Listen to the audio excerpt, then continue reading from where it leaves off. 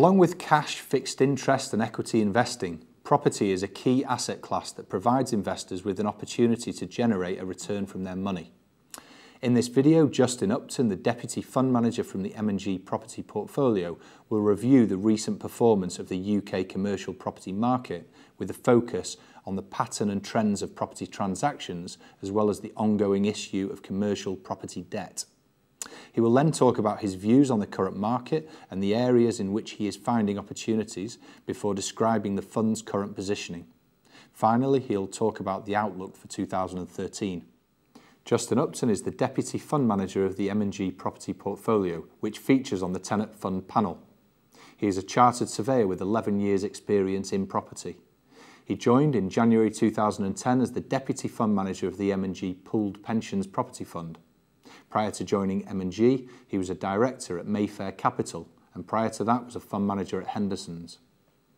Following this video, advisors should understand how the UK commercial property market has performed in 2012 and 2013, including some key aspects that affect it, with particular focus on the ripple effect of recovery. Understand the different aspects of property debt and those involved, such as banks and more increasingly insurance companies. And understand where opportunities lie currently, as well as in the future, the effects of supply and demand in UK commercial property, and how the opportunities in income will shift to opportunities in rental growth as GDP recovers.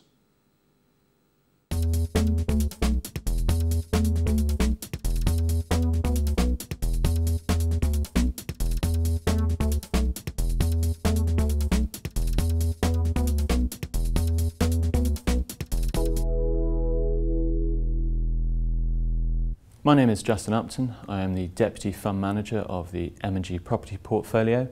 The Fund Manager is Fiona Rowley, who has run the fund since 2007. The fund itself is a PAIF, a Property Authorised Investment Fund, and currently sits with a NAV of approximately 2.165 billion.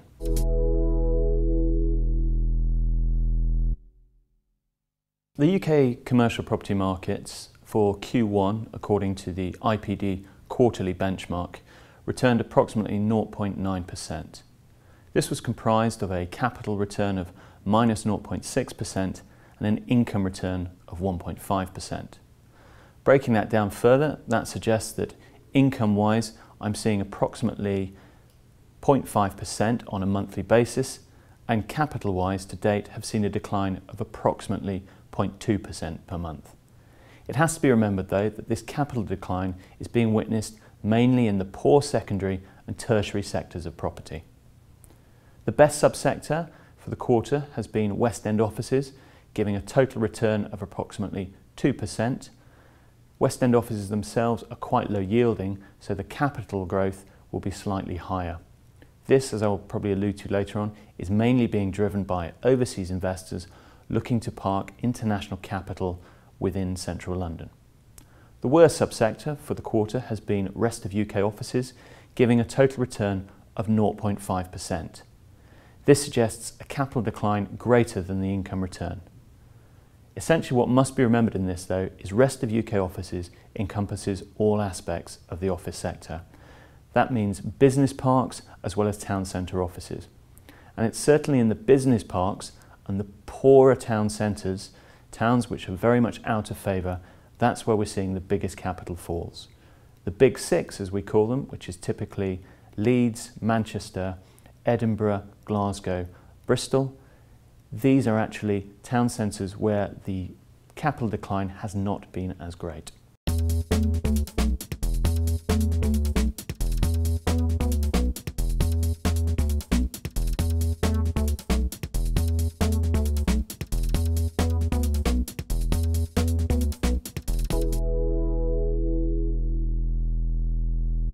According to property data for the Q1 2013, approximately 9.3 billion was transacted in the UK commercial property market. Considering 2012 witnessed 35.5 billion transacted, that suggests that if current trends continue, total capital commitment into commercial property this year could be around 37 billion, which is an uplift of approximately 5 to 6%. The current market at the moment has been dominated by central London offices. And within this market, the main investors appear to be overseas sovereign wealth funds, private family trusts, private family offices, and high net worth individuals. Essentially in central London, it is their first pit stop in a global property portfolio. Whilst a lot of questions are posed, how long can London continue and sustain the low yields and transaction volumes, we are certainly seeing the beginnings of a global property portfolio put together by these wealth funds. Essentially, what they're looking for is strong international covenant, recognised corporates, brand new buildings with limited capital expenditure going forward, and strong property fundamentals. Asset management does not tend to be high on the shopping list of an overseas investor at present because they're really just looking for a currency play and security with their money. It's not just confined to central London. We've also seen the emergence this year of large pension funds investing in 50% shares of dominant shopping centres. Norges put 750 million into a 50% share of Meadowhall in Sheffield, and Festival Place in Basingstoke was acquired for 270 million by the Teachers Pension Fund of Canada. So we're certainly seeing dominant prime assets being attractive to overseas investors. Current demand for the Southeast office and Southeast industrial market comes from institutions, and we're starting to see overseas investors look outside the boundaries of just central London. The main reason for this is the higher income yield that they can actually drive. Whereas a typical Southeast office would yield anywhere between 6 to 7%, a typical Mayfair office is around 4%. So the yield arbitrage for moving slightly outside central London can certainly be seen. At the tertiary end of the property market, and the poor secondary as we call it, the private equity funds are at work. US private equity funds coming over looking for double-digit geared returns. Typically they're looking at large portfolios where they can asset manage, attract debt, and then gear to double-digit returns going forward. The institutions, we're very much looking at the good secondary end. We see yield being attractive in terms of income, and also as the economy comes back and the ripple effect, as I mentioned earlier on, emanating from central London, we see the ability for rents to grow, especially in the southeast in the short term, but regionally in the medium term, given property's inextricable links to GDP growth as a whole.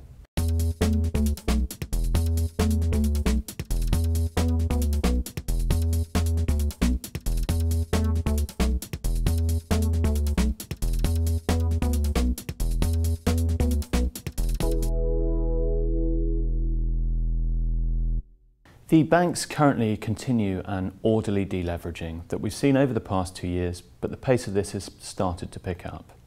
The banks currently are adopting a two-pronged approach to debt. The first is the reducing of their own balance sheets. The way they're undertaking this is large portfolio loan sales of underperforming loans. It's got to be remembered that the banks own the loans and not the property assets themselves. Therefore, the ability for them to package up anywhere between 300 to 500 million in non-performing loans on assets ranging from between £500,000 to £20 million assets is quite attractive to them because it gives them quantum and the ability to deal direct.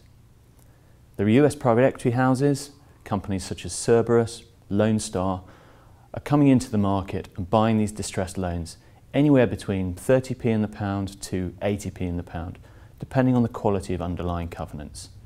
The reason they're doing this is because they believe they can attach debt to it at a later stage and exit. The banks like it because they can get quantum off their balance sheets and actually reduce the existing property liabilities they have. The second area banks are looking at is loan origination, refinancing and providing new loans to commercial property.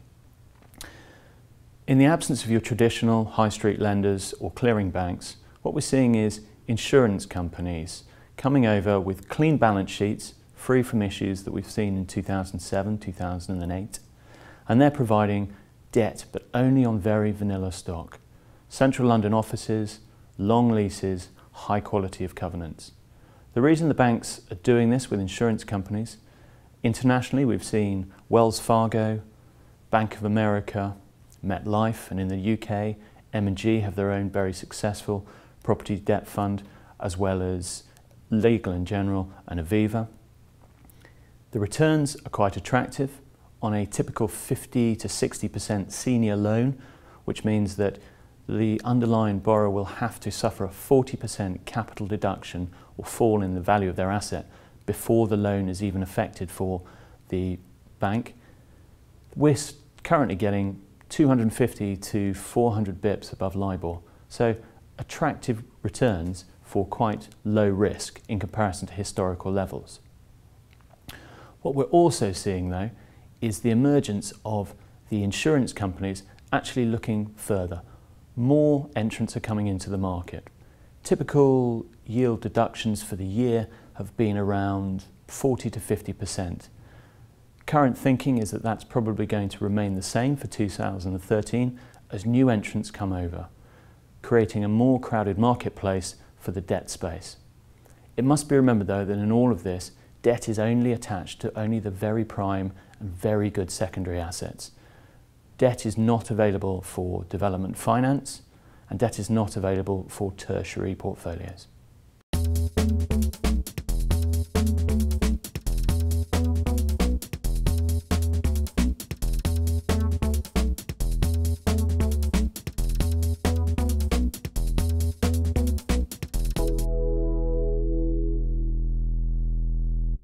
So where at the moment does the M&G property portfolio find opportunities in the market? Again, another question that we're asked quite a bit.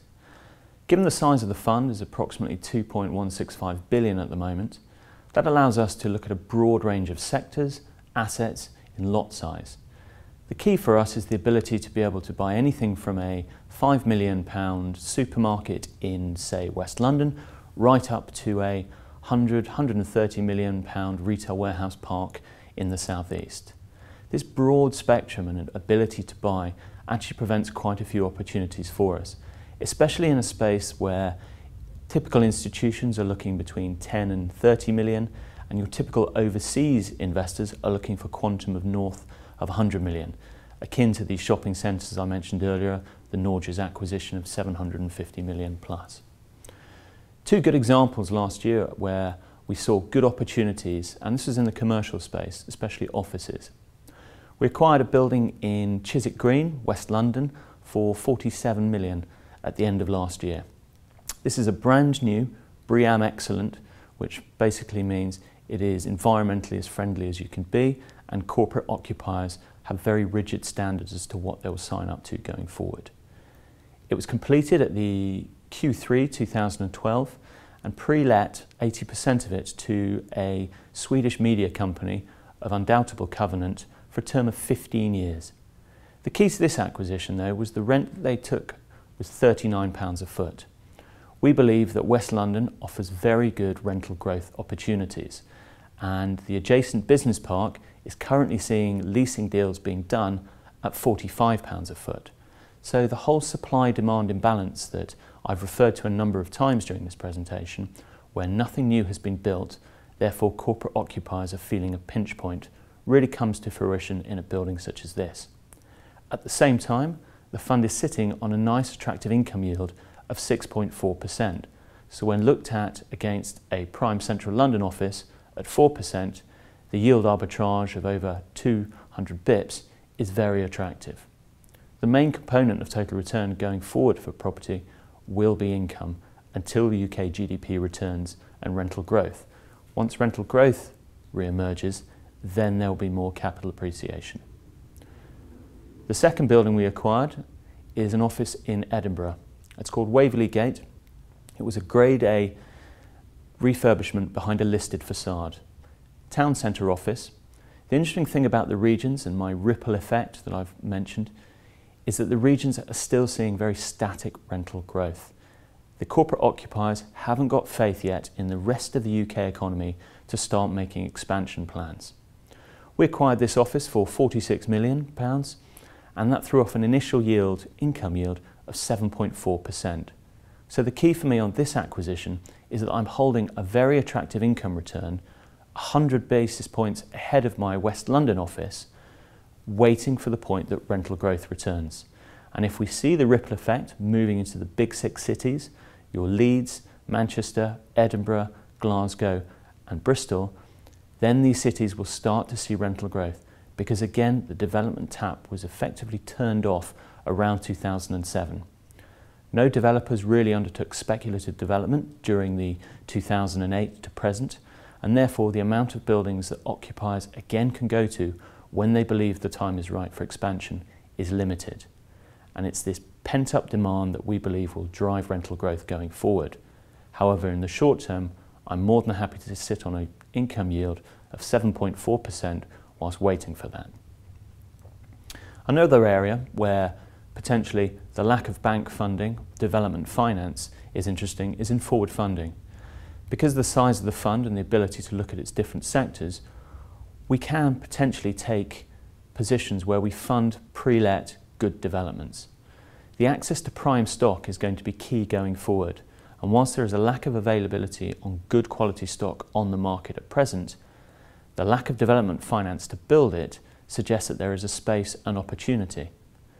Essentially, a typical example would be a leisure scheme in Telford we undertook last year. It's a 15-month build period.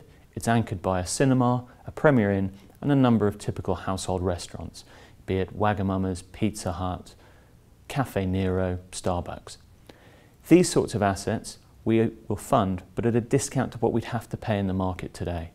And at the same time, being a funding, we're paying ourselves a development yield so that our money is not just sitting committed to a development and not earning interest.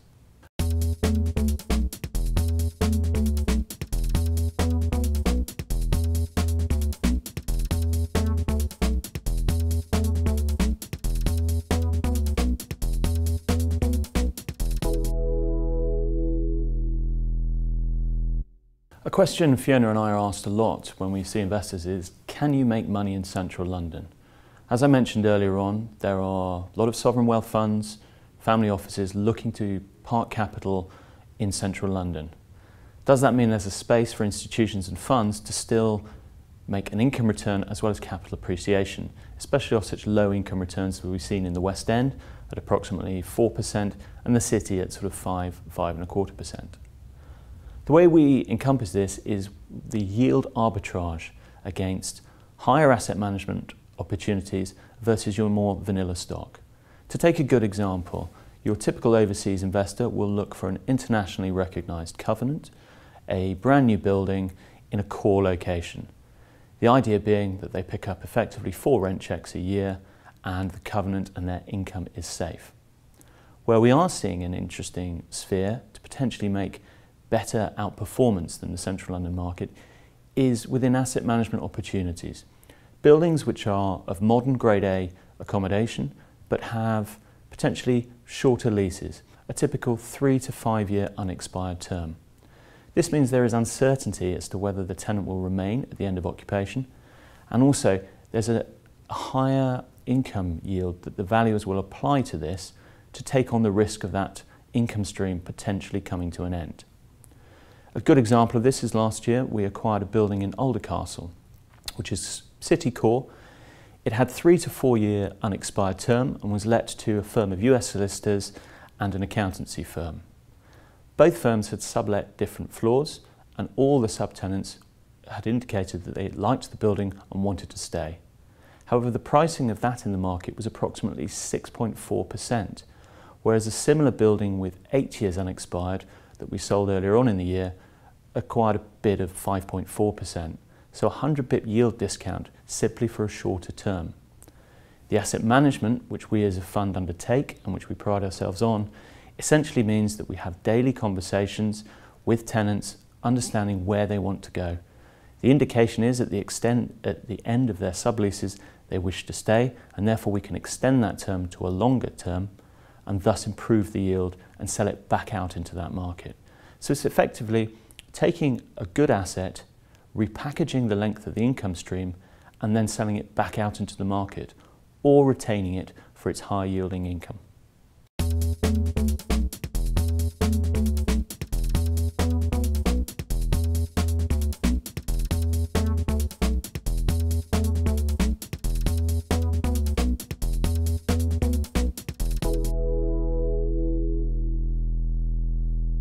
The M&G property portfolio currently sits with a NAV of 2.165 billion. It has in excess of 146 assets across a broad range of sectors. Main sectors include retail warehousing, office, industrial, and also other. Other includes areas such as healthcare and long income hotels, typically let to people such as Premier Inn. The portfolio itself is positioned in the short term towards income. The income yield is really going to drive total return going forward. Historical statistics suggest that over 70% of commercial properties' total return is derived from their income return, and therefore anything that may detract from that going forward is going to have an impact on the distribution that we as a fund give to you, the investors. Void rates and empty business rates under the current government legislation are a big cost. Landlords are really working hard not to hold vacant property. And to this end, the current portfolio has a vacancy rate of 2.6%. Included in that is approximately 0.6% of development exposure. And this is typically on a development we're doing up in Aberdeen, which is one of the few parts in Britain at the moment which is seeing very strong rental growth. The benchmark is approximately 9.4%. So as you can see, the fund in itself is very low vacancy compared to the rest of the market. The unexpired income of the fund is approximately 12.4 years, again compared to a benchmark of approximately 8.5 years. This suggests that we have longer terms than typically most of the portfolios within our benchmark. This helps in terms of income longevity, going back to my comment about how long your income will last for and keeping that flowing.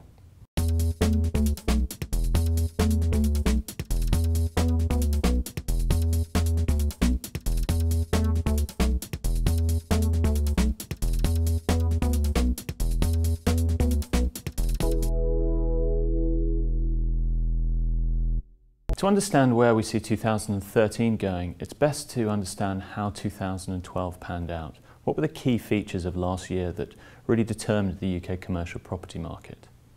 The first was very much a lacklustre demand for secondary property from investors. Banks continued to deleverage, and that appeared to be gaining some momentum at the end of the year. The main issue though for the property market was poor property fundamentals, a weak occupier base, not convinced that the UK economy was returning to growth and therefore not ready to actually move into new premises or expand.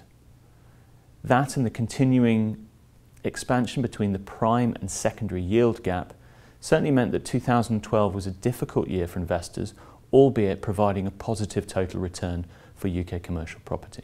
The fund's outlook for 2013 is we can see the continuation of investor activity in central London, borne by more overseas capital. There are new differing parts of the world. The Thai and Chinese can now invest outside of their traditional waters. Therefore, this continuation of influx of capital into central London, we can see continuing and continuing to drive short-term returns. We also see investor activity looking further to the regions, into good secondary property. The high yields on offer and the quality and property fundamentals of a lot of assets are now going to be more interesting and attractive to investors going forward. We see the banks continuing this orderly deleveraging. We see more portfolios potentially being brought to the market of these non-performing loans, and new entrants for finance emerging, further US banks, insurance companies and distressed debt funds. We see the stabilisation of the yield gap, certainly between prime and secondary, throughout 2013, as actually this income return becomes more and more important to investors as its component of total return. Given this income, we certainly see total returns to be around 5% for the year, suggesting the capital declines we've seen in the first quarter and potentially second quarter easing throughout the year.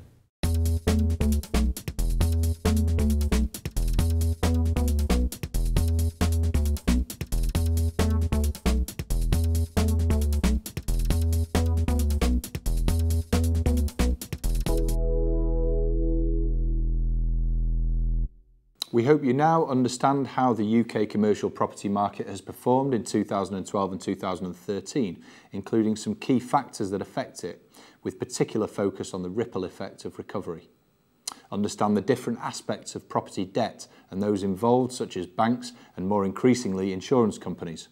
And finally, understand where opportunities lie currently as well as in the future, the effects of supply and demand in UK commercial property and how the opportunities in income will shift to opportunities in rental growth as GDP recovers.